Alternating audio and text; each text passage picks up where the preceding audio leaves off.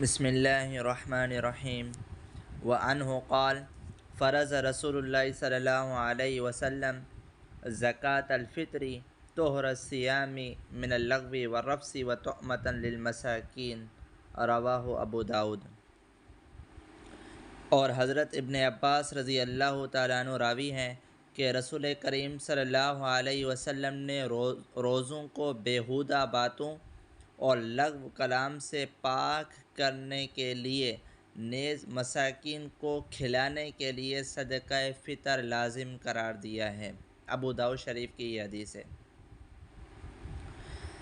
اور اس حدیث کی مختصر تشریح یہ ہے کہ اسلام عدل اور برابری کا مذہب ہے۔ عید الفطر کے موقع پر مالدار خوشی منائیں گے اور فقراء دیکھ دیکھ کر جلیں گے اور تڑپیں گے، اس لیے اسلام نے اغنیاء پر یعنی مالداروں پر واجب قرار دیا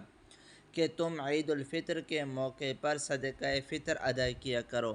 تاکہ غریب لوگ بھی عید کی خوشیوں میں تمہارے ساتھ شریک ہو سکیں۔ یہی وجہ ہے کہ صدقہ فطر عید الفطر کی نماز سے پہلے ادا کرنا چاہیے، اور یہی وجہ ہے کہ فطرہ کو اتنا عام کیا گیا ہے کہ معمولی مالدار پر بھی واجب کیا گیا ہے، اور چھوٹے بڑے مرد و عورت غلام و آزاد سب پر واجب قرار دیا، یہاں تک کہ عید الفطر کی رات صبح صادق سے پہلے جو بچہ پیدا ہو جائے اس کی طرف سے بھی واجب ہے۔ زیر بحث حدیث میں اسی حکمت کی طرف مندرجہ بالا الفاظ میں اشارہ کیا گیا ہے کہ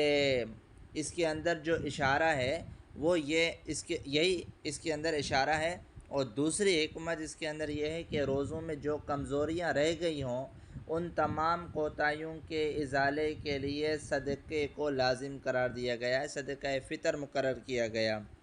نماز عید سے پہلے اور بعد دونوں وقتوں میں صدقہ فطر ادا کیا جا سکتا ہے، البتہ پہلے ادا کرنا زیادہ بہتر ہے۔ شیخ وقی رحمہ اللہ کا قول ہے کہ جس طرح نماز کی کوتاہی کے ازالے کے لیے سجدہ مقرر ہے، اسی طرح روزوں کے نقصان کو دور کرنے کے لیے صدقہ فطر مقرر ہے۔ اللہ تبارک و تعالیٰ سے دعا ہے کہ اللہ تعالیٰ ہمیں اس حدیث مبارکہ پر عمل کرنے کی توفیق اور ہمت عطا فرمائے۔